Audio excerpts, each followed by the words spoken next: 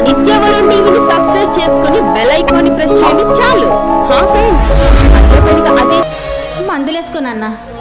నాకెందుకమ్మా ముందు? ఇప్పుడు నాకే రోగం వచ్చిందనమ్మా?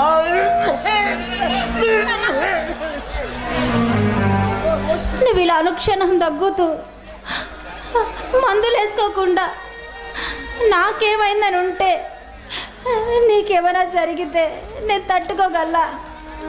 నాకెందుకమ్మా భయము? నేను చచ్చిపోతానా? లేదమ్మా లేదు, నేను సావను. నీకు గోపి పెళ్లి చేసుకొని చూసిందాక నేను చచ్చిపోనమ్మా.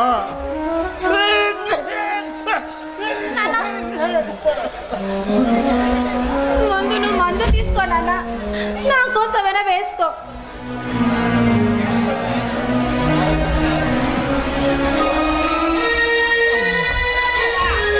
అమ్మా నేను వెళ్ళొస్తానమ్మా. ఎక్కడికి నాన్న? అదేంటమ్మా అలాగంటావు? నేను తొందరగా పనిలోకి వెళ్ళకపోతే అక్కడ నరసింహబాబు గారు కోపడుతారమ్మా.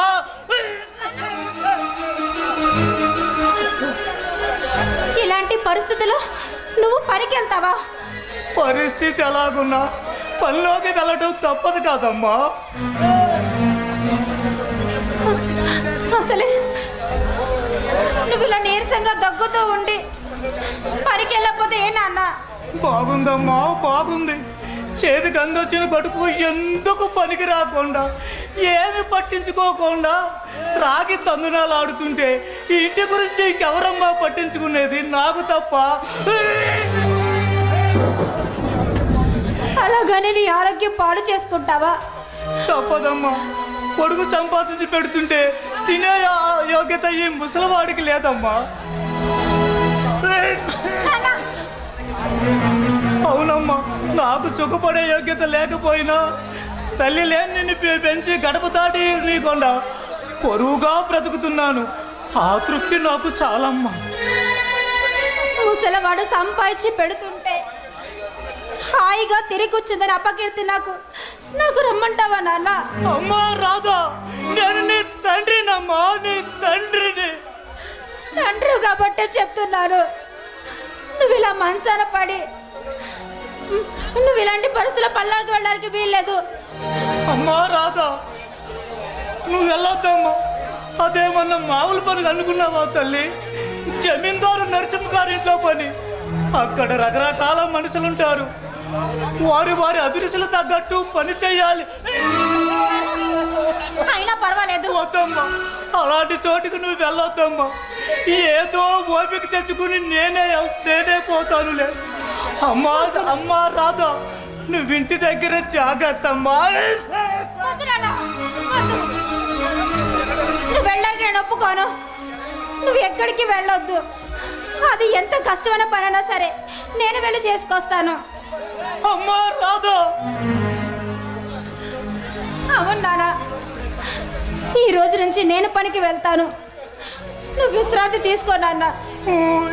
ఈ మాట నా కొడుకు నోట వెంట వింటే నేను ఎంతో ఆనందించేవాడినమ్మా. అమ్మా రాధా, నీకు పెళ్లి ముహూర్తం పెట్టించి పట్టణానికి వెళ్ళి పెళ్లి సామాన్లు మొత్తం తెస్తానన్నాడమ్మా గోపి. అలాగే కానివ్వండి నాన్న. సరే, నేను పనికి వెళ్ళొస్తాను. అమ్మా రాధా, నా మాట వినమ్మా. నువ్వు అక్కడికి వెళ్ళొద్దమ్మా. ఏమీ అవదు నాన్న, నేను వెళ్ళి క్షేమంగా వచ్చేస్తానుగా. ఏమిటో నీ మాట నీదే కానీ నా మాట వినవు కదా. సరే, నేను వెళ్ళొస్తాను నాన్న. నువ్వు విశ్రాంతి తీసుకో.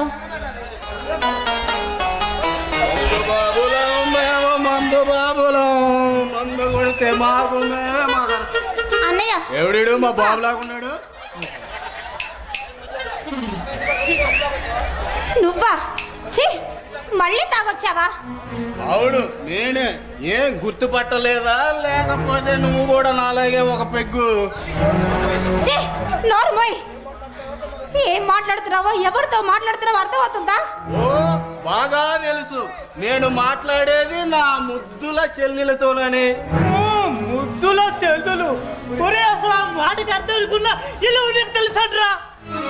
ఏంట్రా ముసుకోడా వేదాంతం మాట్లాడుతున్నా నోరు మూసుకోడు ఒక మూలన పడుండు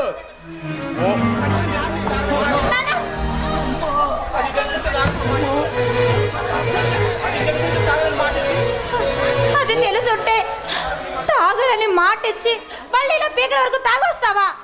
ఓసి నా పిచ్చి చెల్లిలా ఇచ్చిన మాట నిలబెట్టుకోవడానికి నేనేమైనా సత్య హరిశ్చంద్రుడినా ఇంకా త్రాగుబోతోడిని.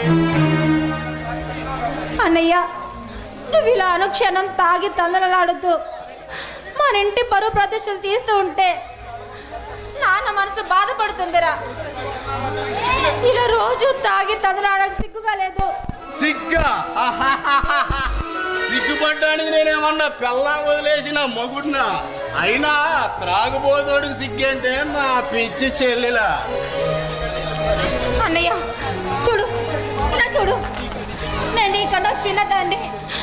నీ అంతగా నాకు మంచి చెడ్ల గురించి తెలియకపోవచ్చు, కానీ నా మాట వినరా, ఈ మందు మానేరా.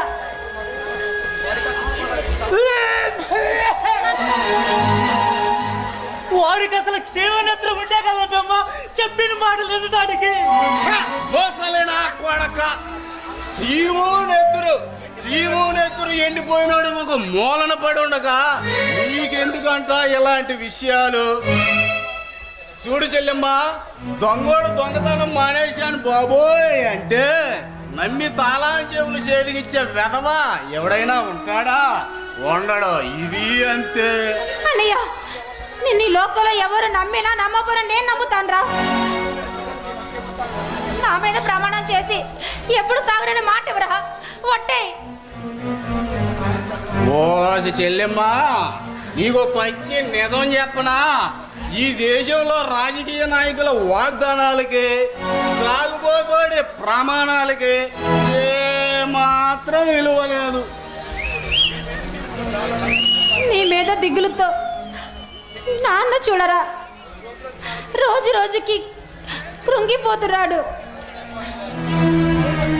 పోతే పోనివా, ఆ ముసలోడు ఇయ్యాల కాకపోయినా రేపైనా పోయేవాడే. అయినా ఆ ముసలోడు ఉండి ఏం ఉద్ధరించాలంట? చెల్లెమ్మ, నా చిట్టి చెల్లెమ్మ, శేష ఖాళీ అయిపోయింది, నా జేబు ఖాళీ అయిపోయింది. నీ దగ్గర 50 రూపీస్ అంటే 50 రూపాయలు ఉంటే ఇవ్వమ్మా.